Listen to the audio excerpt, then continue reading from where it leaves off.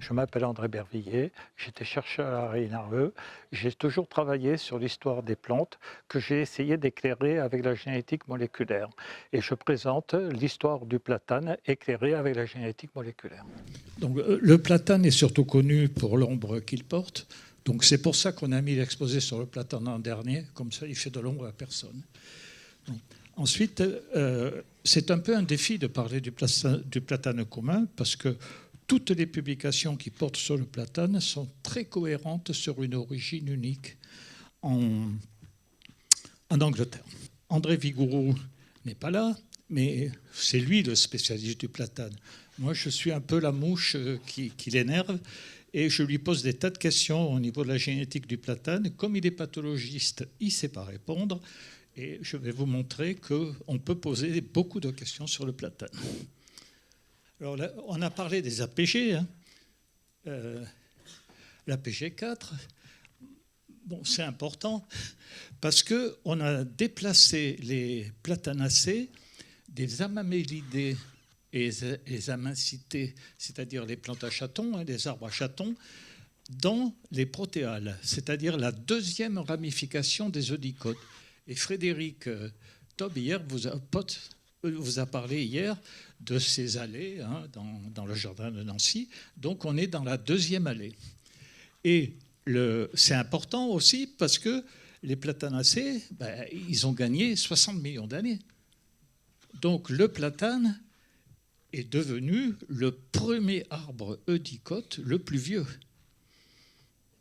Donc il a 120 millions d'années. Et vous verrez que, effectivement, on a des fossiles qui datent de 125 millions d'années en France, hein, à Vienne, dans le Rhône.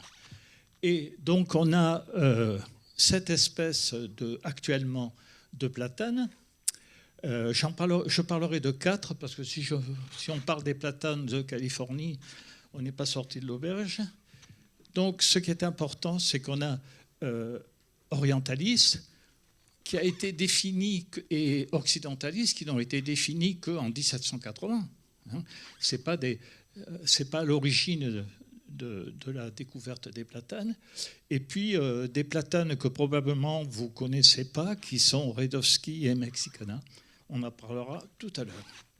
Voilà. Donc ça, c'est la carte des platanus dans le monde, depuis l'Asie jusqu'en Californie. Vous voyez que c'est une fine bande. Et puis, on a un platane, le platane commun. Et voilà sa répartition dans le monde, il est partout. Et donc, qu'est-ce que c'est ce platane commun? C'est un peu la question à laquelle on va essayer de répondre. Alors, d'abord, en Méditerranée, donc 120 millions, il était à Vienne, et le platane n'a pas de zone refuge dans l'ouest de la Méditerranée. C'est ça qui est quand même assez extraordinaire. Il y a des zones de refuge du platane, c'est en violet. Et les autres zones de refuge, c'est pour l'olivier, donc il y en a à l'est et à l'ouest. Donc on ne peut pas dire que le platane n'est pas à l'ouest parce qu'il est sensible au froid. Et je n'ai pas d'explication. Voilà.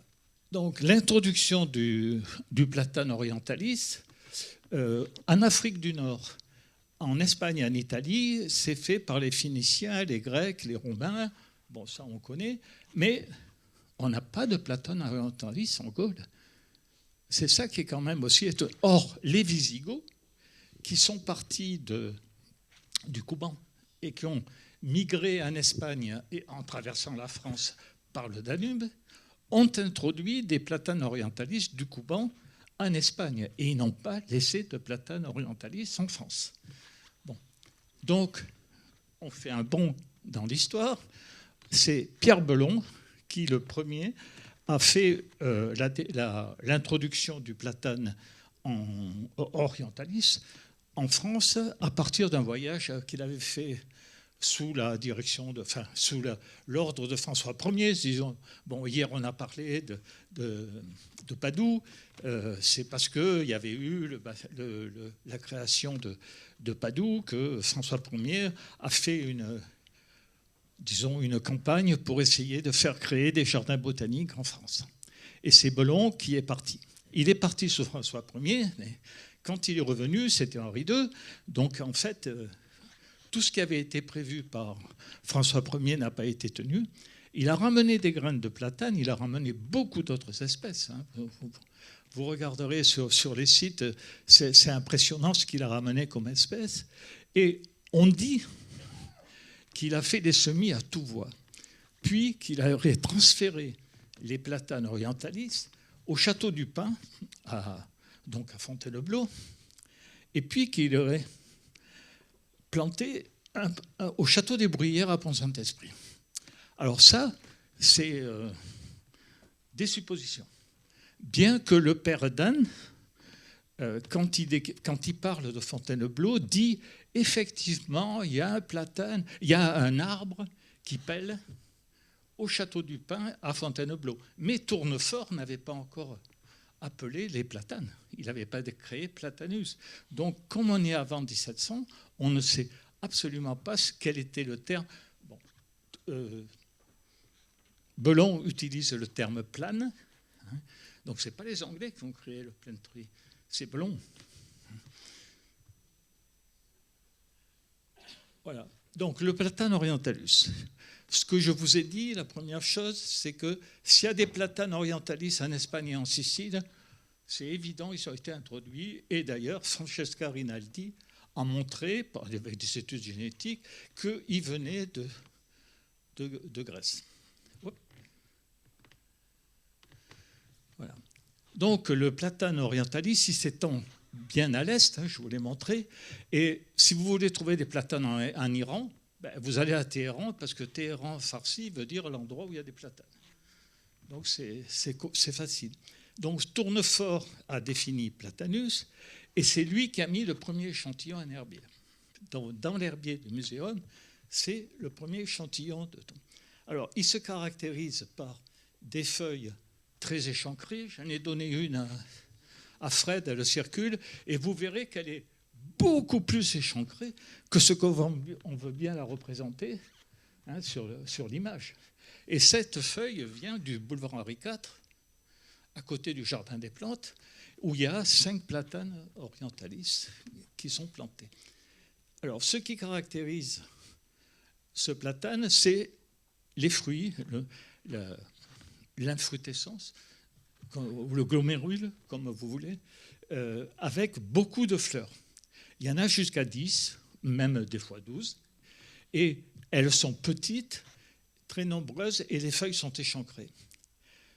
Le tronc de ce platane est gris-vert, un peu comme ceux qui sont dehors.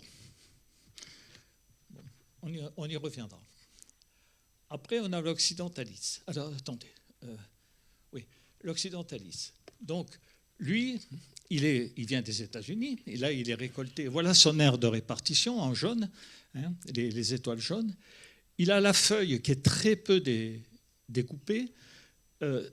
Aux États-Unis, il a été prélevé et introduit en Angleterre par Tradescant, John Tradescant.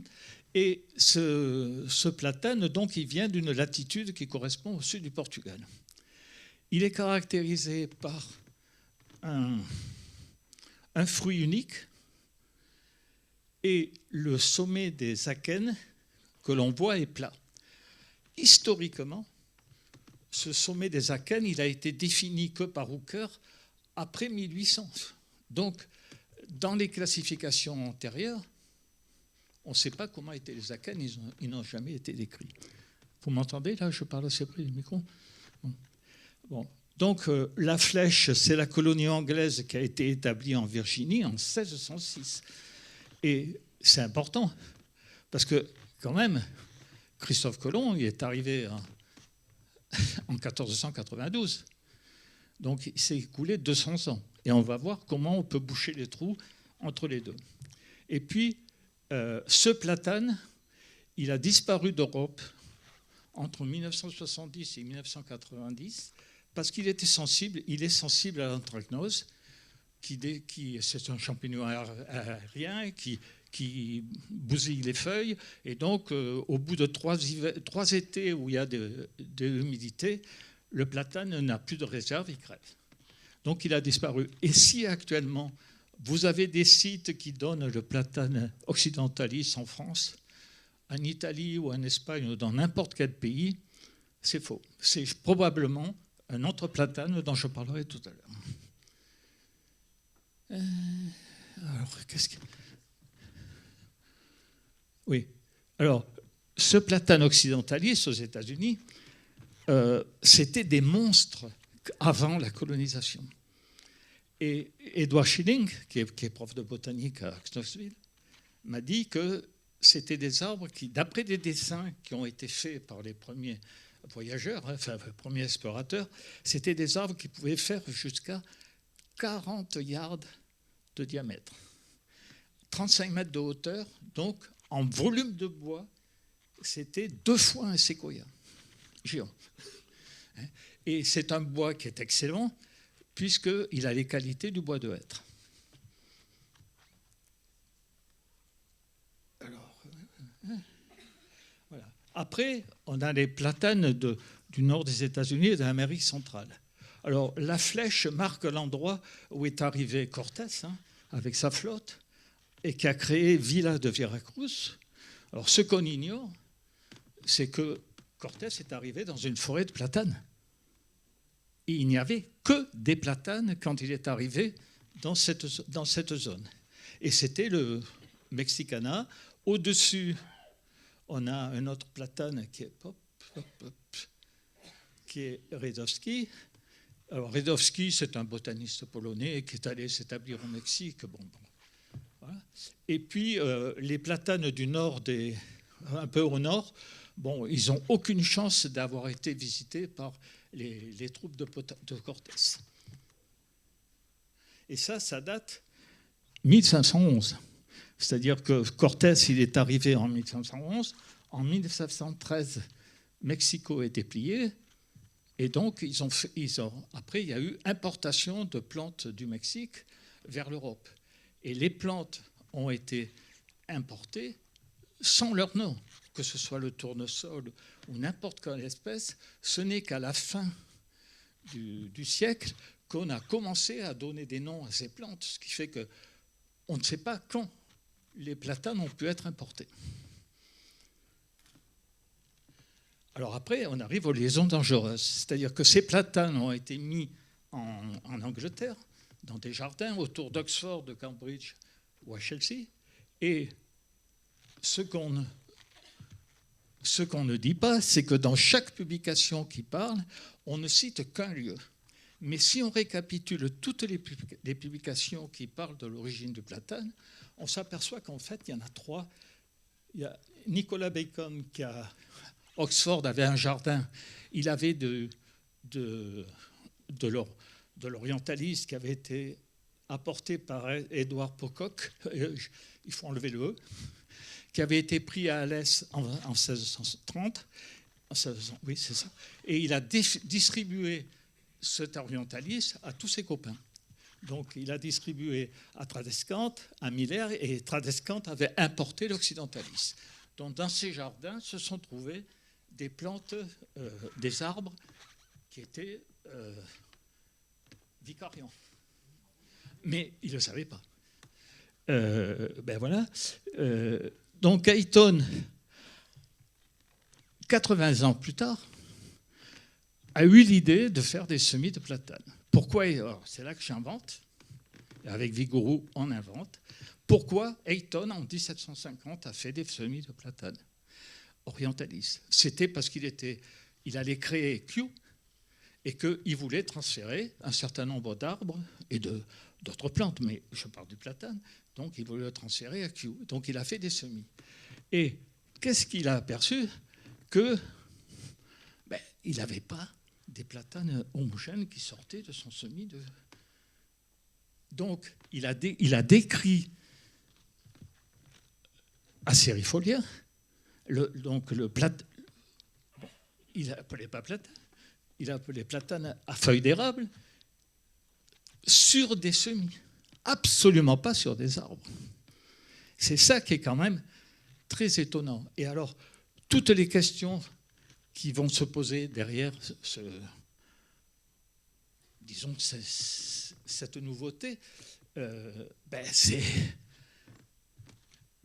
Miller qui répond. Dans son dictionnaire, il faut aller lire le dictionnaire de Miller de 1759, où il dit en fait ce que Ayton a vu. Ce que Ayton a vu, ce sont des germinations.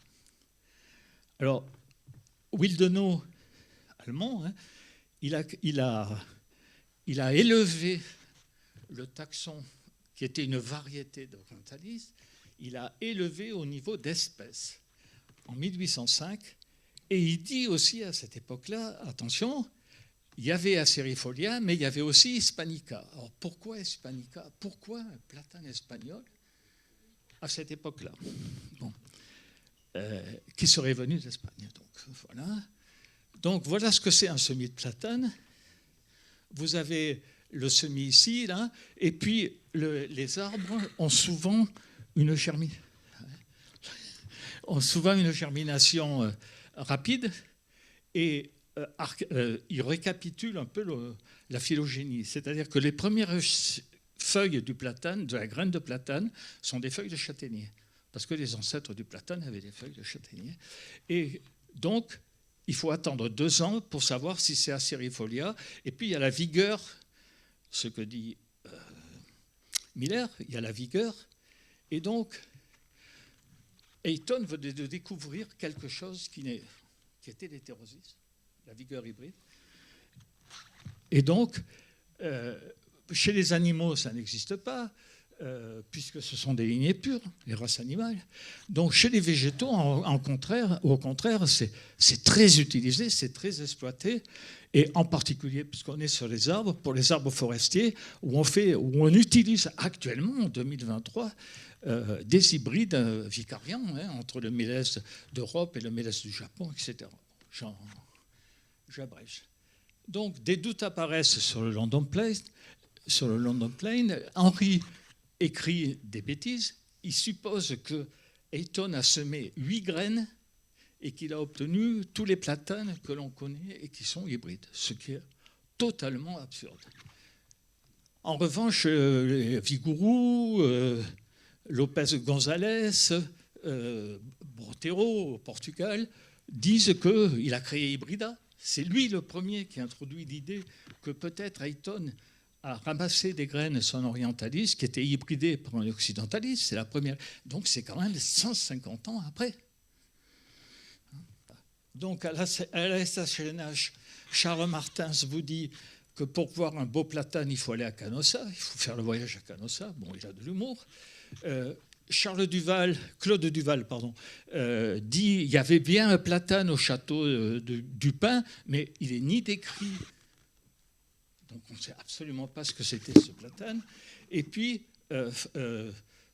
Flao s'interroge sur pourquoi le platane est si peu fertile.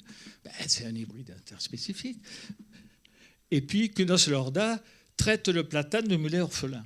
Hop. Alors ça, c'est bien, parce qu'un mulet orphelin, c'est-à-dire que le platane aurait dû s'appeler, comme le mulet, Platanus orientalis hispanica. Et pas Acerifolia ni autre chose. C'est une ineptie. En plus, il y a une erreur énorme dans ces dessins qui sont représentés par différents auteurs, c'est que la feuille intermédiaire, du fait de l'hétérosis, elle devrait être beaucoup plus grande que ce qu'elle n'est représentée sur le dessin. Donc c'est absurde. Et en plus, il y a une erreur psychologique flagrante de l'auteur, c'est de représenter ici une feuille qui n'est pas un Acerifolia. Regardez la feuille d'Acerifolia qui passe, ça ressemble absolument pas à ça. Bon. Donc, voilà. Donc, s'il y a eu des hybridations avec le platane en Espagne, c'est quel platane? Donc, Mexicana, donc ça a la feuille un peu trilobée, un tronc blanc, c'est important, des fruits, 3 ou 4 fruits par glomérule, 3 ou 4 boules. Vous connaissez tous le nom du platane mexicain, c'est Alamo. Ce que vous ne savez pas, c'est que ça désigne le platane mexicain. Parce que vous connaissez les westerns, Fort Alamo. Fort Alamo, c'est le fort où il y avait un platane mexicain. Et vous ne pouvez pas trouver Alamo sur une carte, Fort Alamo sur une carte, parce que c'est là où les Américains ont fait exploser la première bombe A, entre la limite du Texas et du Mexique. Et puis, heureusement, il y a un Français, Berlandier, qui a fait le voyage et qui a accompagné un général qui allait devenir célèbre, puisque c'était Salazar, et il a ramassé des feuilles de Rizovsky à droite et de Mexicana à gauche. Et donc, actuellement, c'est ce qui a servi à définir les espèces Rizovsky et Mexicana. Donc, la source des hybrides possibles du platane, il y en a deux qui sont sûrs. C'est les deux platanes qui ont été créés, enfin les deux origines de platane qui ont été créées par Saint-Amour en 1970, Orientalis, Occidentalis, et par Vigouroux, qui a créé Platanor, résistant au chancre coloré, et il a obtenu donc Platanor, qui est résistant et qui est diffusé actuellement. En conclusion, il y a plusieurs origines. Et puis, la question qu'il faut se poser, faut-il planter des platanes ou pas des platanes? On veut planter 1 milliard d'arbres en France. Je ne sais pas si vous savez ce que ça représente 1 milliard d'arbres, mais le reboisement de l'Éguel, au siècle dernier, représente 68 millions d'arbres. Donc, planter 1 milliard d'arbres en France, ça voudrait dire faire 15 reboisements de l'Éguel. Au prix où c'est impensable. Ce n'est pas possible. Voilà. Donc, une photo de platane quand même. Ça, c'est un platane qui est à Moguio. Il doit faire à peu près 40 mètres. Et à côté, c'est le platane qui est dessiné par Pierre Belon dans ses observations de plusieurs singularités. Et puis, bon, si vous avez des questions.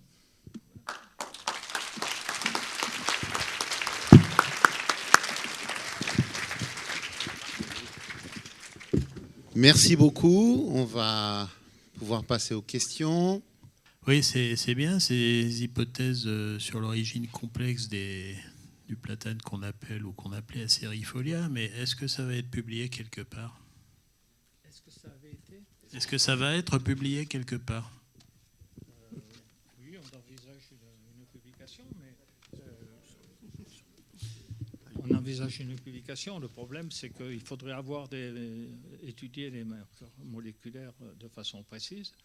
Bon, c'est pas à mon âge que je vais faire ça, donc il faut que quelqu'un fasse les marqueurs moléculaires sur ces espèces et montre que s'il y a des hybridations autres que Occidentalis, Orientalis et les autres platanes mexicains. De toute façon, s'ils ont été introduits en Europe, ils ont disparu. Comme les Occidentalis, ils sont sensibles à la trachnose. Bon, merci beaucoup, André. Il n'y en a pas d'autres, hein? Non, merci, André. Merci beaucoup.